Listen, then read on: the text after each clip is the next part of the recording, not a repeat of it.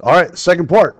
Here we go. Okay, so first thing we got to do is deal with this Venn diagram that needs numbers. Now, a couple things to note, and that is whatever number I put here, whatever number I put here, whatever number I put here, whatever number I put here will equal the total, which is 145.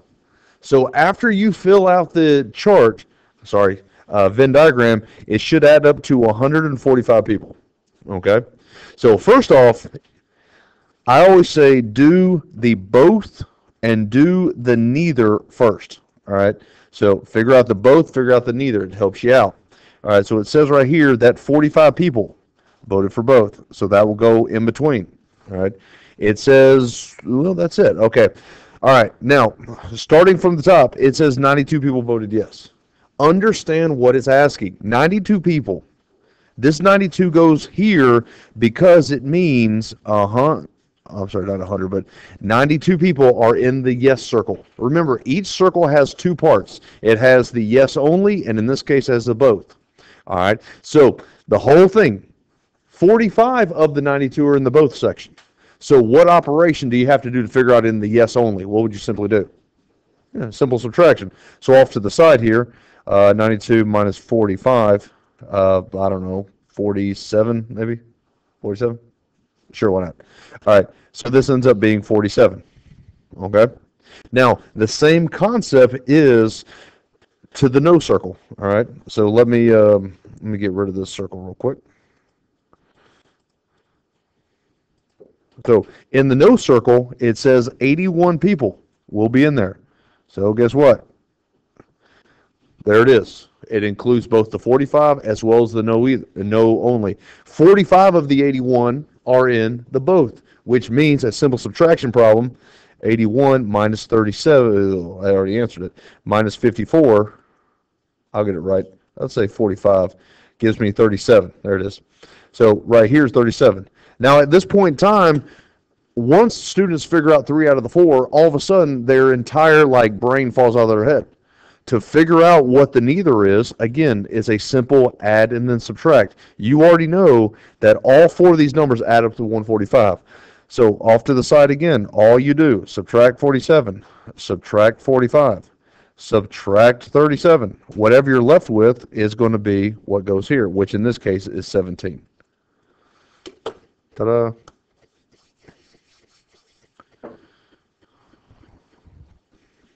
Okay, question number 2. What we have here is an area model that has been divided up amongst 4 pieces. All right. Now use the scale on both the bottom and the top of our rectangle to decide how big, how wide something is, how tall something is. So from here to here is 40. Okay. From 40 all the way to 100 is 60. We good so far with that? All you're doing is using the scale as a measuring stick. Okay? Now, going to the left here, starting at 0, going all the way up to 70, this is 70. Which means going from this little dot here all the way up to 100 will be 30. All right? 70, 80, 90, 100, yep. Now, what's nice about these models is that whatever one side is, the exact same side is the same. I'm sorry, I say it right. The exact opposite side is the same. So that means over here would be a 70-30 situation. And if the bottom is a 40-60, what do you think the top's going to be? A 40-60, exactly. All right, so this will be a 40-60. Okay, now this is an area model. Area model, meaning we got to find the area of it. You already found the base and the height of each little piece, so a simple subtraction, or a simple multiplication problem will help us out. So the shared ends up being 2,800 because 70 times 40. The yes only ends up being 4,200. 60 times 70. All right. The no only ends up being 1,200. And then lastly, the neither section ends up being 1,800. All right. Now, what we need to do is find the percentage. All right. When you find the percentage, it's what am I looking for? What do I want over the total? Well, what I want is no only. All right. At this point in time, it becomes pretty simple. No only ends up being 1,200 over 10,000. Now, do y'all know where 10,000 came from? The whole thing, the whole model. Very good. And that gives us 12%. But here's the question. It's not asking for what is the percentage, it's asking for how many people. Well, it says in the directions, a survey of 500 high school students. So all I have to do is take 12%, which is 0.12 as a decimal, times 500, and you get, not 80, 60. Sorry. There we go. All right, question number 3, we have, what is the probability that John will have Autry or Ford as a math teacher? Now, we're looking for the probability. Now, throughout this section here, you'll see a lot of probability type stuff. Remember, probability is what do I want over the total. All right, so what you're dealing with is a whole bunch of different classes that 4 different teachers teach. All right. Now, what we're looking for is Audrey and Ford. So I don't care when they teach it. I just want to know if they teach it. All right. So Audrey teach here, here, here, here, here. Ford teach here, here, here, here, here. Those are all the ones that I want. All right. All those little X's because it's either attached to Ford or Audrey. So I'm just going to simply add 1, 2, 3, 4, 5, 6, 7, 8, 9, 10. There's a grand total of 10 classes that I would like to take. All right. I would like to take them. Am I going to take them? Probably not. But I would like to. All right. Out of the whole shebang. All right. So 1, 2, 3, 4, 5, 6, 7, 8, 9. So 10 divided by 19. Make it happen. Remember, your answer is going to be in the form of a percentage. So 10 divided by 19 gives me 53%. All right, one of the easier questions.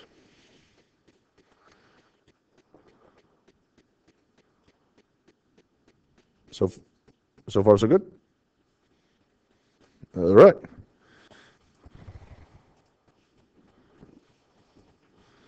All right. Oh, Lord, remember this question?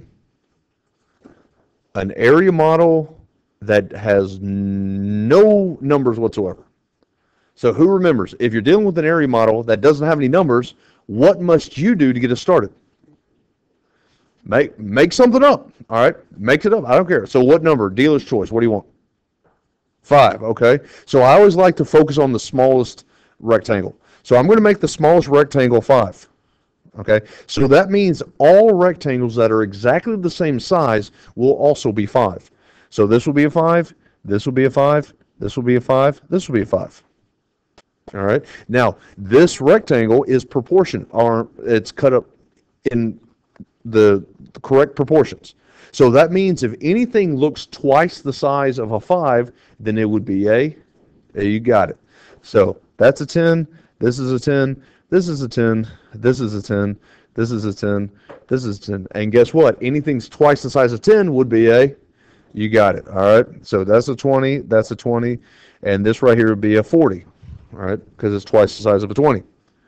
Now, at this point in time, again, we're looking for probability. You can kind of see a theme here. Probability is, what do I want divided by the total?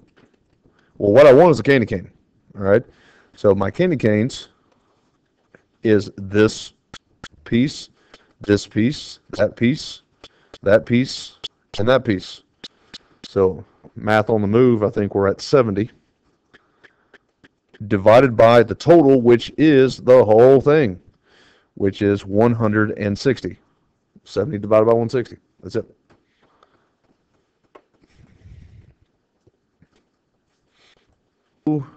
With expected value.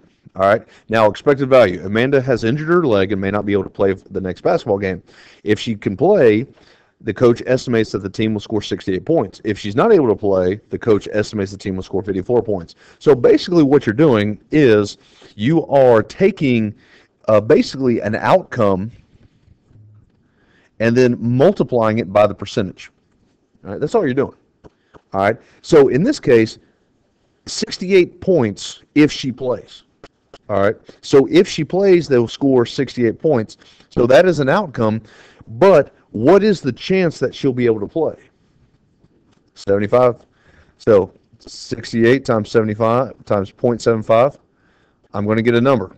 I don't know what that number is off the top of my head, but I could probably figure it out easy, but I'm not going to. Okay. Now you got to figure out what is the chance if she doesn't play. So if she plays, 68 times 75. If she doesn't play, so NP, not play, she'll get 54 points, or the team will get 54 points. What is the percentage of her not playing? Think about it. 25, because remember, the percentages always work off of 100. All right, so 54 times 0.25 gives me another number. Your answer would be whatever these two numbers are added together. So add these two numbers up, press enter, and boom, you'll get your answer, which in this case is 65.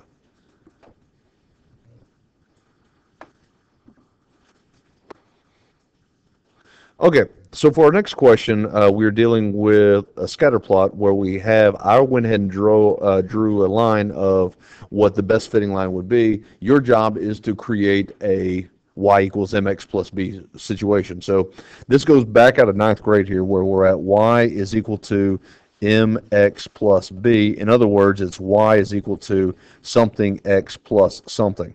All right, so that's what you're looking for. All right, now first thing I always tell students, look where the line goes into the y-axis. That would be your y-intercept. Okay, so it goes into 100. Guess what? That's half your work right there. The second part's going to be 100. All right. Now, the next thing you need to do is slope. Now, if you remember, slope is y2 minus y1 over x2 minus x1. All right. So I say you got to use 2 points.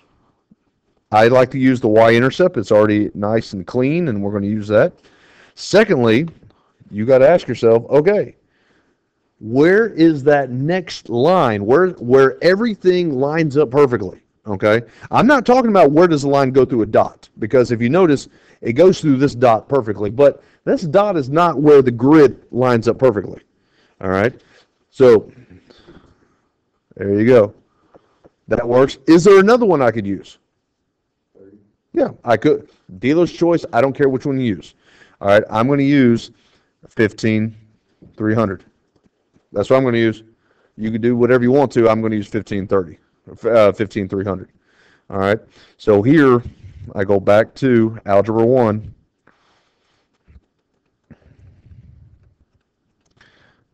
X1, Y1, X2, Y2. So 300 minus 100 over 15 minus 0, which gives you 200 over 15. And when I use my calculator, I'm writing all over this. Sorry about that. 13.3, basically. So my slope is going to be 13.3. I have everything I need, and that is what I'm going to use. Done. For this question number 7, I already gave you the formula. All right, that's already been given to you. What you're going to do is you're going to solve. Okay, so it says using this equation, if a student has a math raw score of 150, what would their English score be? Okay, now what you've got to ask yourself, and that is, am I going to put 150 where X is? Meaning, am I going to put 150, plug it in for X, or am I going to take 150, plug it in for Y? What do I plug it into? Anybody want to wager a guess? Y. Or just lucky guess? And we keep going. All right. All right. Now, before you figure it out, very simply, all you got to do is just ask yourself, On what axis is the math scores? Is it on the x-axis or is it on the y-axis? Let's see. Math's right here. It's running in this direction. What axis runs left and right? X. So very simply, what I'm going to do is I'm going to, off to the side, y is equal to 0.29, 150 plus 300, or 330. That's it. So in my calculator, 0.29 times 150 plus 30, press enter. All right. Now remember, it may not always be X. You got to look at the y-intercept. You got to look at the y as well. All right. So if the question was, what is the English, or I'm sorry, what is, if the English score was 100, what would the math score be? Well, 100 going for y. So again, just look at how everything is set up through your graph. All right.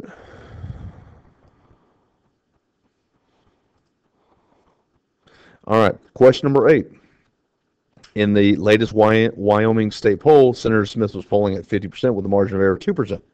If the election was held tomorrow and 600 people would vote, how many people would vote? All right. So in my class, I talked about good day, bad day scenario. Okay. So the average is 50% with a margin of error of 2.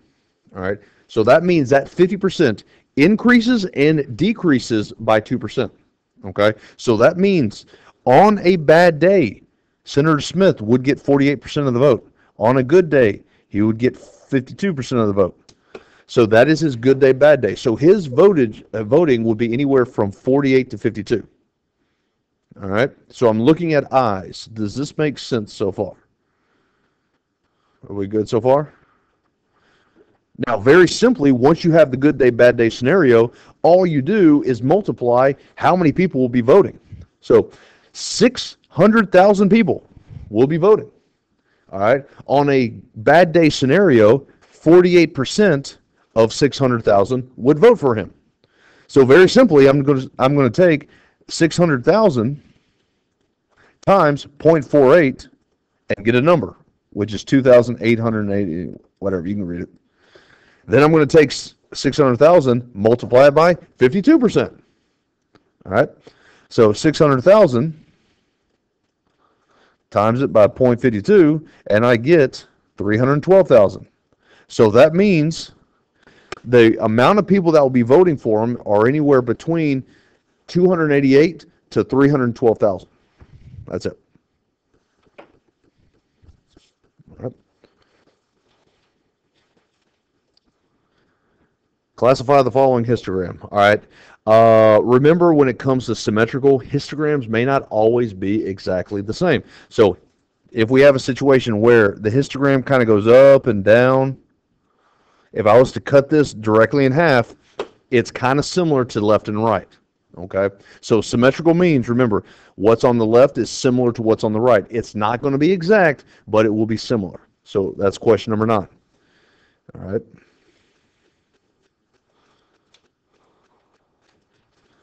Now, for this question over here, notice if I outline the histogram, there's a whole bunch of information over here on the right-hand side.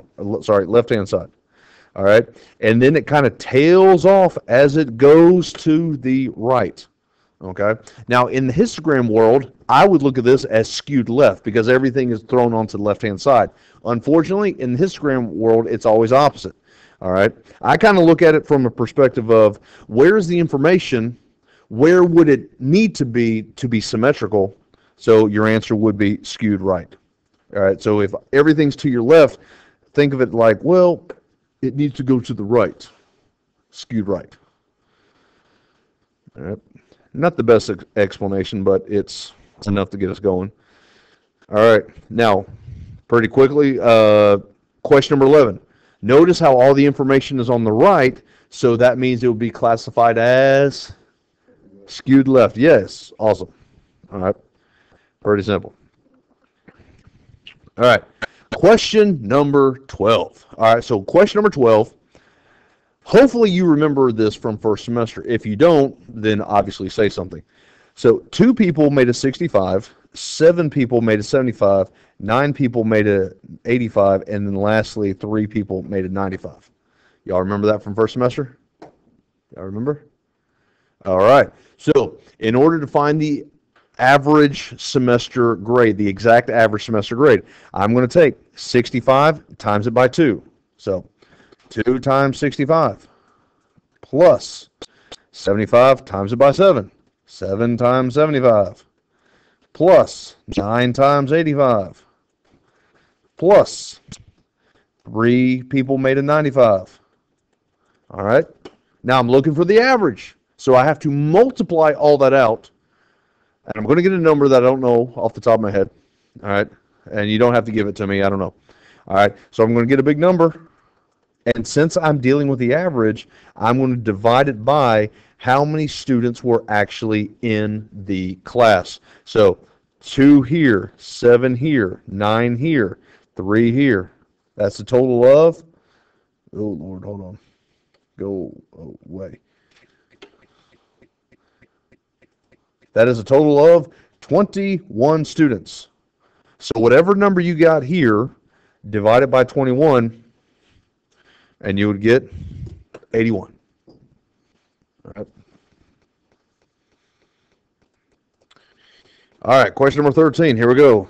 All right, again, very similar to what we just did. We got to figure out how many total cherry trees are in this example. So 8 goes here, 9 on this one, 8 goes here, 10 goes here, 8 goes here, 2 goes there. All right. How many ended that being? Who got it right? Kirk, you got it right. How many did that end up being? 8. Let's see. I want to say 45? All right, awesome. So this is a grand total of 45 trees. All right.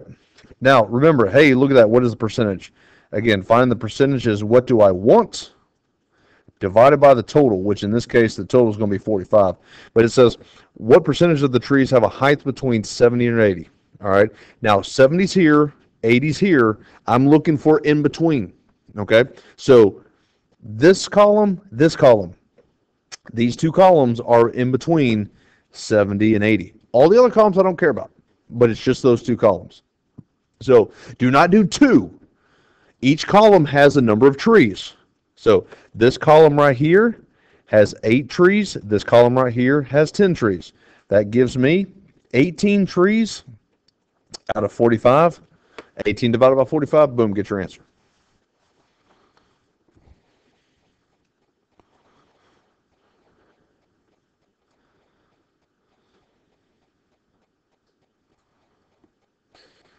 All right, the next two here, question number 14 and 15, you're dealing with all right, 14 and 15, you are dealing with a box and whisker plot. Remember what each of these numbers mean. So like right here, this is the minimum. Minimum. Sorry. You know what? That's going to bug me. All right. This right here is the minimum, the smallest number. All right. This right here would be considered Q1, the first quartile. This right here would be considered the median. This right here ends up being Q3. This right here ends up being the maximum. All right. The 5-number summary that we did last semester. All right. It says based on the Boston whisker plot, what is the median? All right. Now, you're going to have to estimate this. So the median somewhere in between 30 and 40. Which, I don't know, that looks like 36 to me. Could be 37 either way. You get credit. It'd be about 36. All right. Pretty simple. Now, this one here, it says, what is the range? Okay. Now, the range, remember what the range is, and I'll just write up here just because it is the maximum minus the minimum. All right. So the maximum is right here for question 15. That's the minimum, sorry. The maximum is right there. All right. So if I was just to do some guesstimation here, we'll just say this right here, we'll just call this 4. It's in between 0 and 10, closer to 0. All right. This right here is right before the 60. We call this 59. So very simply off to the side, 59 minus 4, I get 55. All right. Now, the last thing, I know the question isn't asking, but let's say if the question was asking for the interquartile range, the IQR, that is Q3 minus Q1. All right, so if I was going to use question 14 for the interquartile range, very simply, I just figure out what is Q3, what is Q1, and just simply subtract. So Q3, we'll just say is 50, it's right on there. Q1, we'll just say is 20. So 50 minus 20, my interquartile range is 30. I know it's not asking that, but on Tuesday, it might.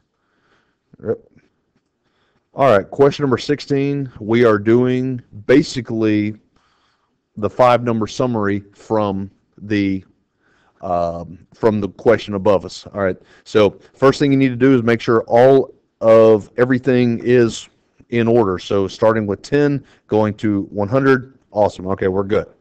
All right, now we need to cut it in half. All right, remember to cut it in half is to find that middle number. So starting with 10, with 100, we got to find that middle number. So let's just see. There. Uh-oh. It's right between 60 and 70. What happens if it's right between 60 and 70? What do? Add them and average them. Very good. So it's 65. All right.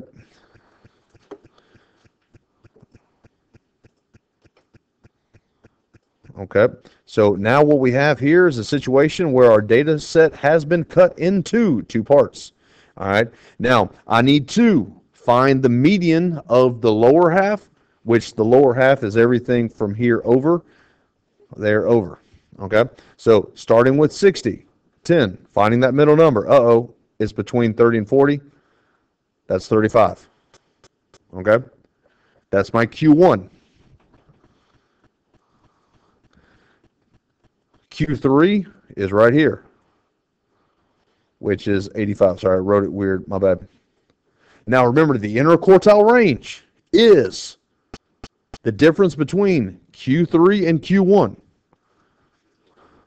So 85 minus 35, I get 50. There's my interquartile range.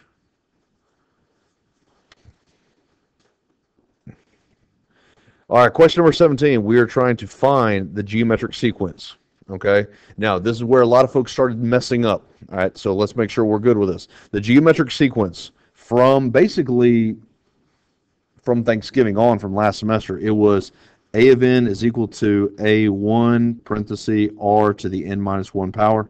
Y'all remember that? Yeah, that was fun, wasn't it?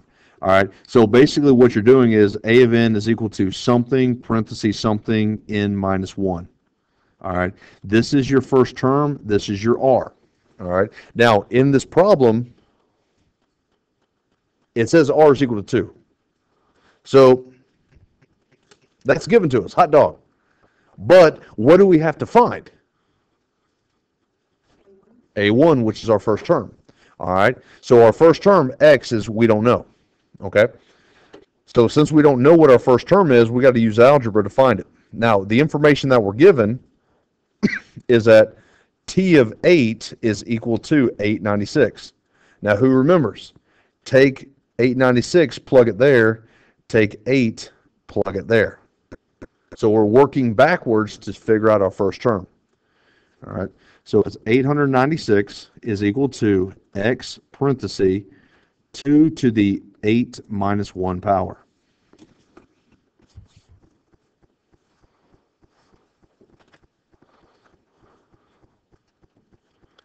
Now, never raise something to the 8 minus 1 power. Guys, simply solve it. What's 8 minus 1? 7.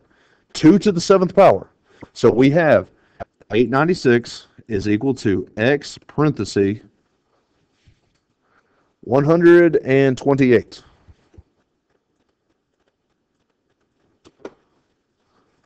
Again, using basic algebra, how would I solve for X in this situation? Not subtract. Divide it.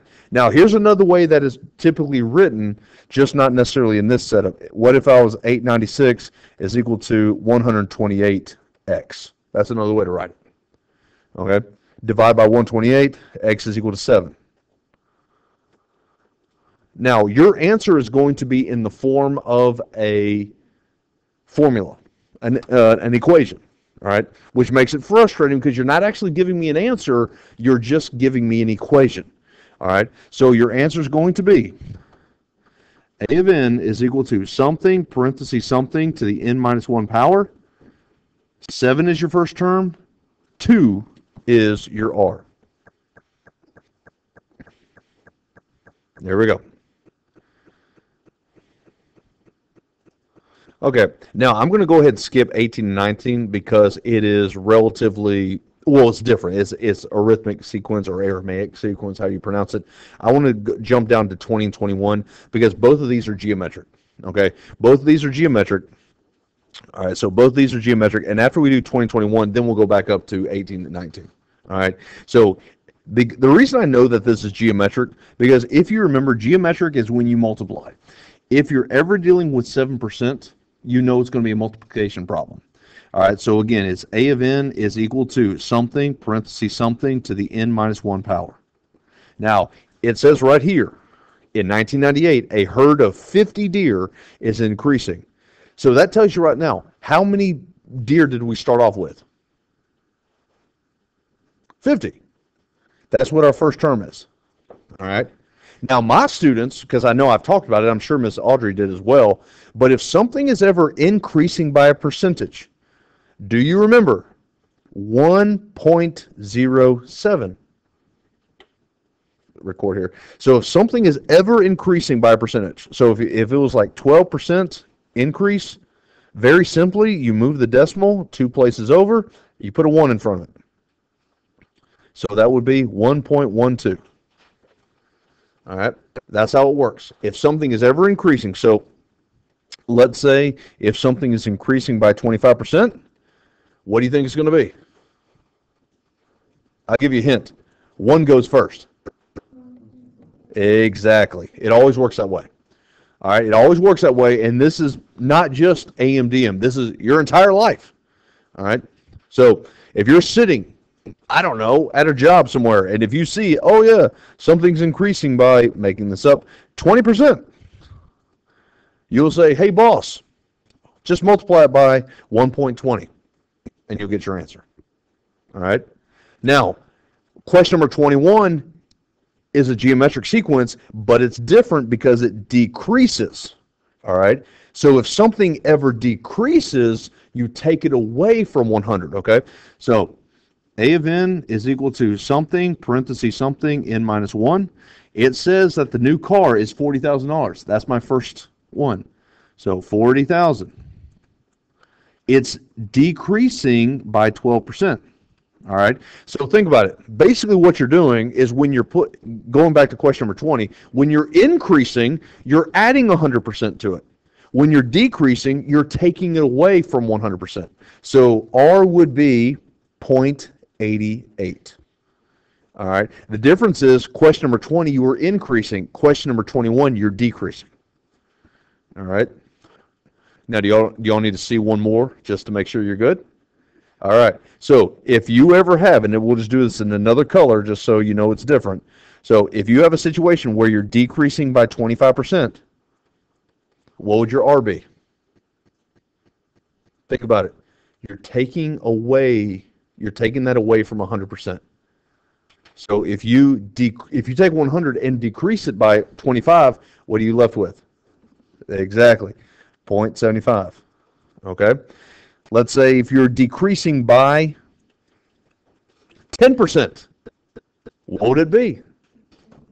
90%, 0.9, all right, or 90. All right, and lastly, if you were decreasing by 40%, what would it be?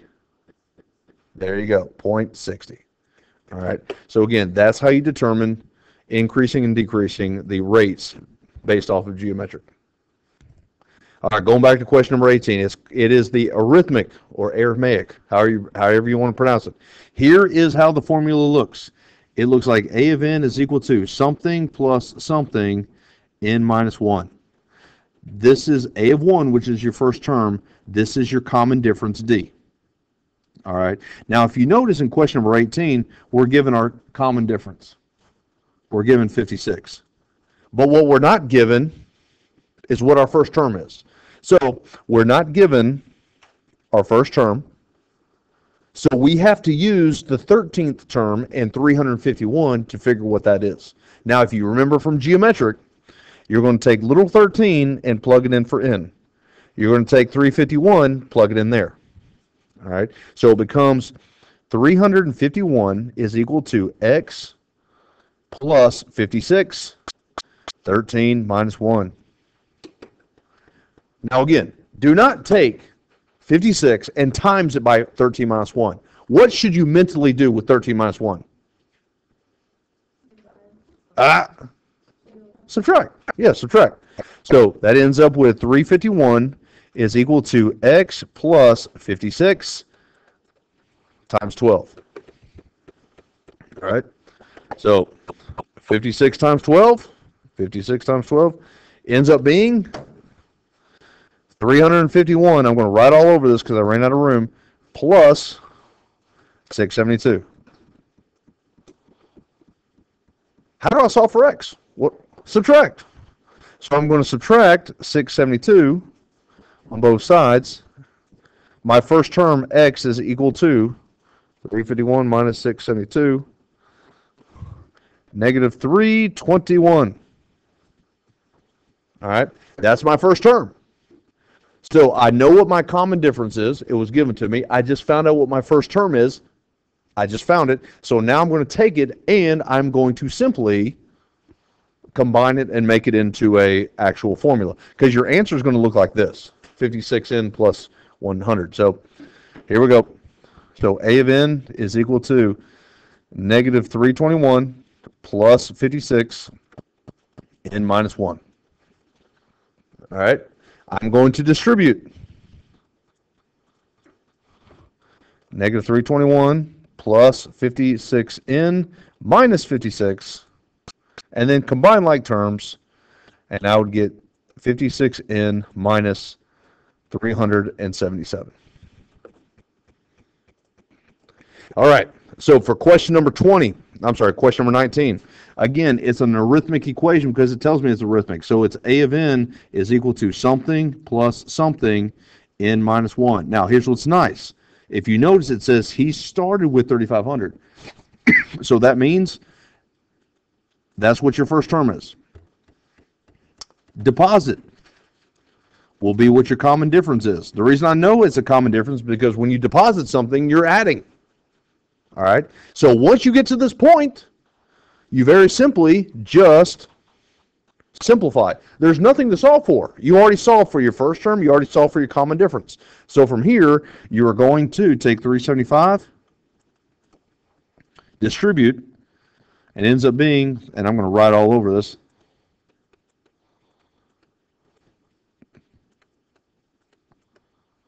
and once you get to this point, it's this minus that. So 375n plus 3125.